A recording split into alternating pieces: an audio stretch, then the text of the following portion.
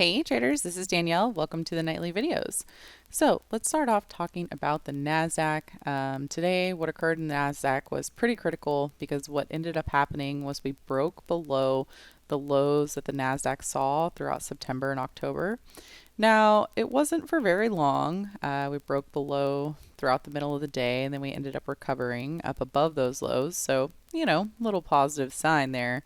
But here's the thing, if we break these lows, that's a pretty critical support zone, and it'll likely see us flushing all the way down into 14,200 or so, which is where the 200 SMA is. Now, you might say, okay, well, it doesn't look really good, but are there any signs that we may hold here and break higher?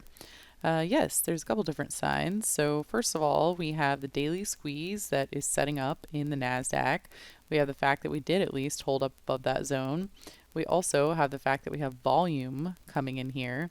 And then if we look at the lower time frame charts, you can see the way in which the market reversed off of those lows intraday. So anytime you have an intraday reversal like that, especially on some high volume, it's a pretty good sign that things are holding up. We also closed in the green today, so certainly could have been worse. When you look at the price action on a 78-minute chart, it's a pretty clean shift in trend. So, we had this downward trend, red, red, red, red, red, shifted to yellow, moved up to green with high volume, and we have a break higher through symmetry as well. So when you're looking at what the symmetrical moves have been in this downtrend, this one is a little bit more severe or significant than the last few up moves. This one actually might be the same. So what that would mean is that we have a potential trend reversal on our hands. So let's see. Oh, yes, that one was a little bit more significant than the one that occurred on the 16th. So what that means is that, we have a lot of weakness on the higher time frame charts. There was a little bit of a hint on the lower time frame charts that things could be getting better, but what we're going to need is some follow through, and we're also going to need to see what occurs with earnings because this is a major earnings week. We have all kinds of companies that are reporting this week, and the most important ones are going to be Microsoft, Google, Meta, Amazon. You could count in here some of these others like Hershey's, Tractor Supply. I would say UPS is pretty critical. InPhase has been in focus, but certainly I would say the most important market moving stocks are going to be those mega cap FAANG stocks. So what do we have on the docket? Well, let's go ahead and start off with Mr. Softy. So looking at Microsoft ended up closing in the green today and was shifting lower on high volume as well with this 78-minute squeeze. If you look at the higher time frame chart, the daily chart's in a great spot. It's holding up above the 50 simple. Going into earnings after this really nice rally that we saw going into this earnings report.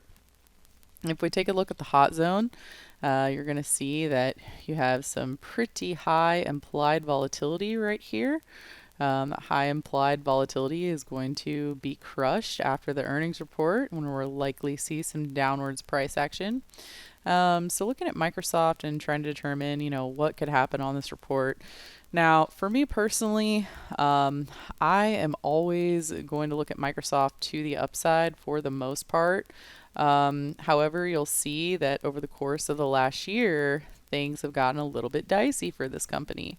Microsoft has always been, pretty high growth, strong company. And if you add on even more data, go back 5 years, you can see that far more often than not, it used to trade higher after earnings. However, most recently, the last 3 out of 4 quarters, you've seen Microsoft trade lower. So it's one of those things where, I like it. I'm long the stock. I'm not going to close the stock.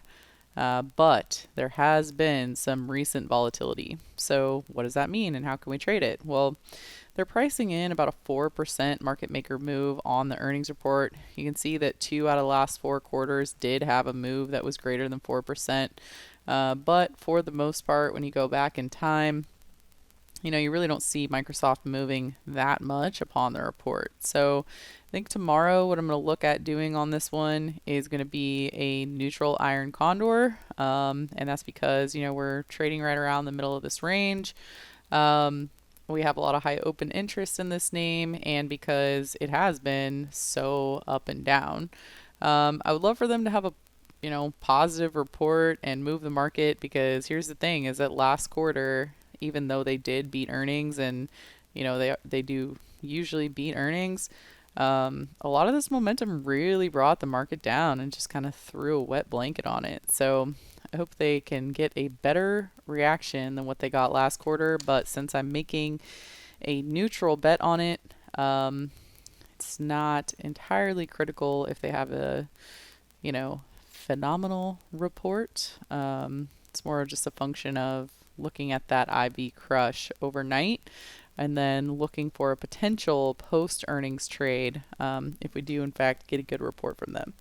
The next one is going to be Google. Looking at Google, you can see that, same story here. Google used to be a stock that would just crush it on earnings, and then the bear market hit and everything changed.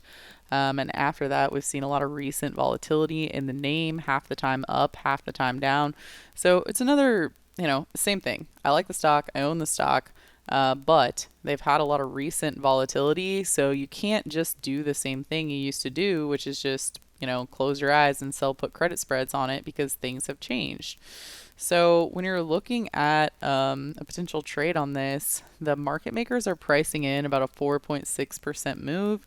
You are trading somewhat around the middle of the range. If you sell the premium on this and it ends up moving less than $6, you could certainly end up buying it back the next day for, vol crush and premium crush trade overnight. So I don't know.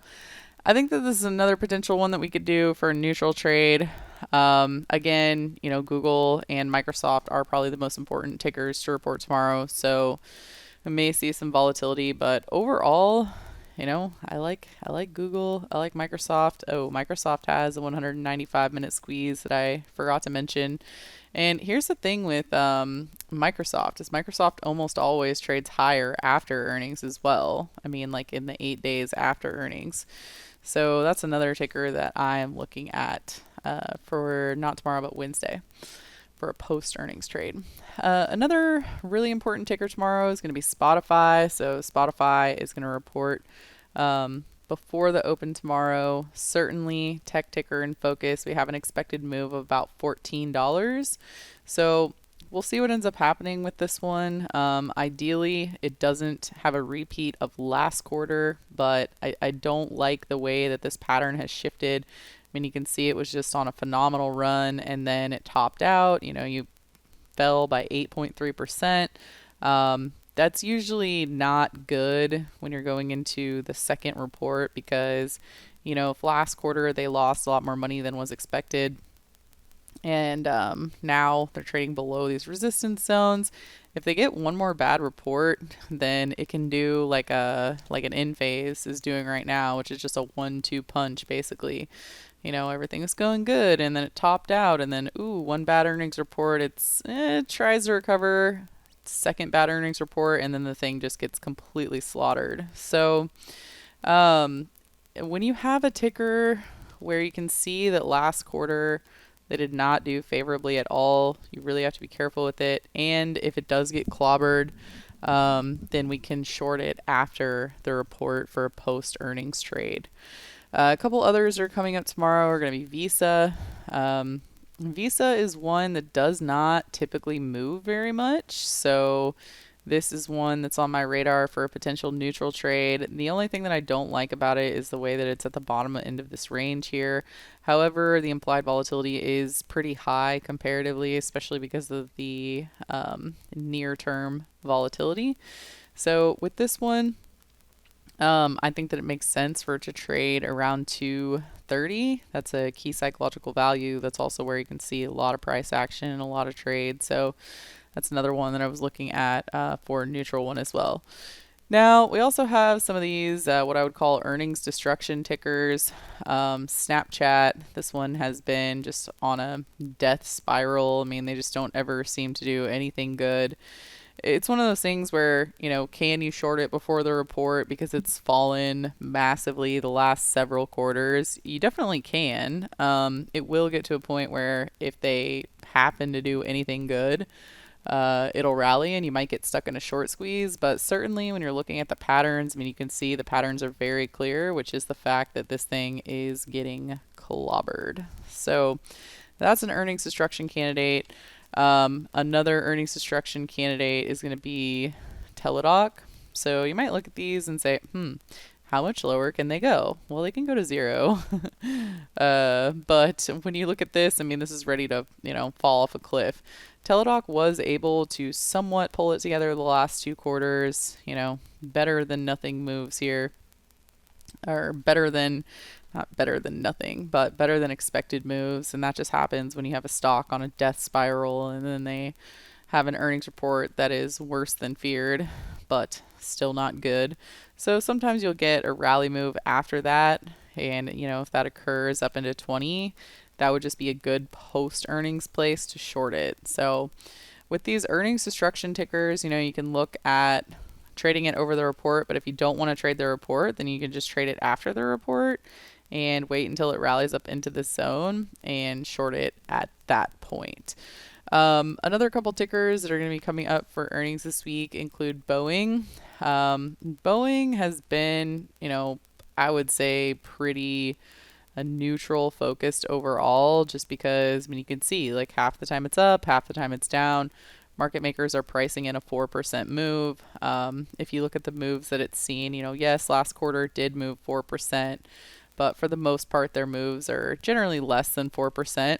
The only thing that I would point out with this one is that it's been on a bit of a death spiral. So it does have a risk of just, continuing to break down further. So with this one, I would either say neutral or bearish, or the combination of both, because this kind of reversal is not very positive, my friends. Now we have Meta. So here's the thing with Meta. I mean, Meta is like one of the best stocks out there, I think. It's been in an incredibly positive bullish trend. I mean, you can see 8.9% gap up, 14.6% gap up, 19.8% gap up, and that was following a 24% gap down. So, there's been a lot of volatility in this stock. I'm not going to trade this one in a neutral manner due to the volatility involved. But I think it could be great for a post-earnings trade. So you can see the way that this stock has rallied post-earnings and just continued on an upward trend. So I might either sell put credit spreads on it if I'm so inclined to trade the report, or just wait until after earnings and trade that trend. The thing about these kind of moves is that it gets to the point where, it's happened 3 quarters in a row. And so when you've had 3 major gaps like this, trying to trade it for another massive gap, you're kind of, I don't know, you're just really making like an aggressive trade at that point, because what's the likelihood that it's really going to move that much 4 quarters in a row? Your probabilities aren't that great.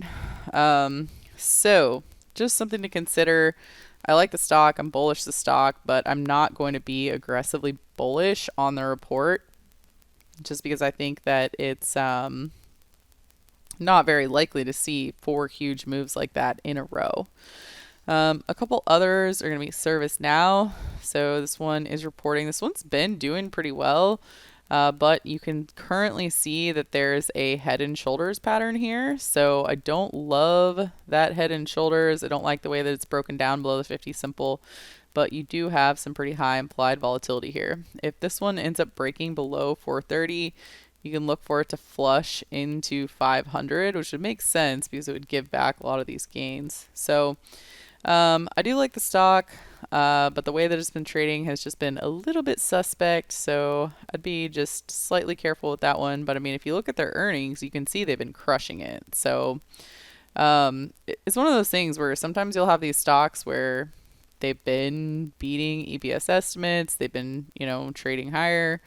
But then you have this little bit of a wonky pattern where it started to break down, looks a little bit bearish. So, you have to just kind of decide, do you want to go with the fundamentals or the technicals? Generally, the technicals are going to win, but I think cautiously bullish makes sense on ServiceNow. A couple others, we have IBM. This one is pretty much always a neutral play for me. I mean, you can see it's just all over the place. It's up, it's down. Don't really want to try to make a directional bet on something that just doesn't have a pattern. It is holding up above the 200 simple, which is good. However, if it breaks that 200 simple, it would be a short for me. Next, Amazon. So Amazon has been crazy. We've had high inflation and consumers haven't really been slowing down, but then you have this wonky pattern in Amazon. This is one of my least favorite patterns going into earnings when you have a stock that the previous quarter, it had a great number, it had a great gap, but that gap was effectively the high of the quarter. There were two trading days where it broke up above the high of the post earnings gap, but you can see it was major resistance, right? So I do not like to bet bullish too much on a stock that you can see, the last quarter it did so well and then it just womp womp and just rolled over.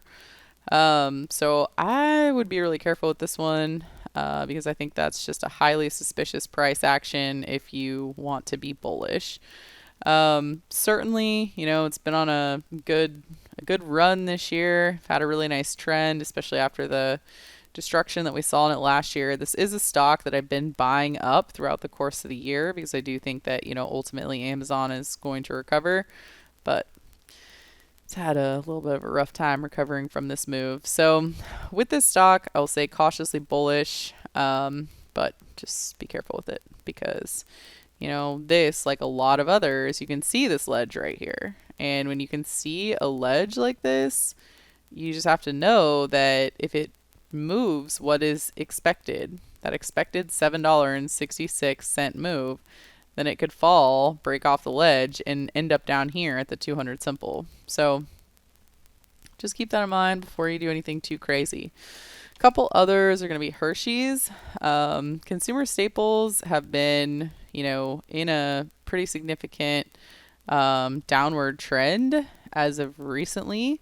And what's interesting about this is that it has made their implied volatility just through the roof. With that implied volatility that's through the roof, I do think it makes for an interesting trade because, this doesn't normally happen in this sector. So we're going to have to wait until we get closer to that earnings report, which is going to be on Thursday morning, so on Wednesday. But I think that we're going to be able to sell some premium on this one. A couple others to bring up. Enphase is in the midst of earnings destruction. This one we might be able to sell the premium on it because the premium is so high and it's already been destroyed. So I'm looking at it and thinking the earnings moves probably already happened in that, so I may be able to trade that one, and that one's going to be Thursday after the close. A couple others would include some energy stocks, Chevron. This one right here, you can see that it doesn't usually move very much. However, the implied volatility is, pretty high. So I think that Chevron, I think Exxon, and I think PSX, especially because they are reporting on Friday, may be able to get some good vol crush on those. So I think there's a lot of earnings opportunity this week. This week also is FAANG earnings week. It's, really the biggest week of earnings. So make sure that you are cautious with your risk because at the end of the day, this is probably going to be a very volatile week. We also have geopolitical risk, World War III risk right now. So if you are newer to trading options, there's nothing wrong with just taking a little step back and seeing how this week plays out. Because I can tell you, for one thing, it sure will not be dull.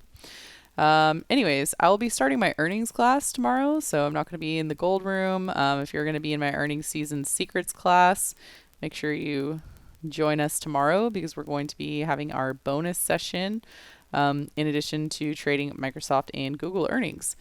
And if not, I'll see everyone in the gold room next week. Looking forward to talking to you soon, and I'll catch you next time. Hey traders, thanks for watching this video. If you want to make sure that you get all of our free trading content, make sure you hit subscribe and also give us a like and comment down below. If you want to learn more about us and if you want to join us for live trading in real markets with real money, make sure you go to simplertrading.com where you can join us for more info. Thank you very much and have a great day.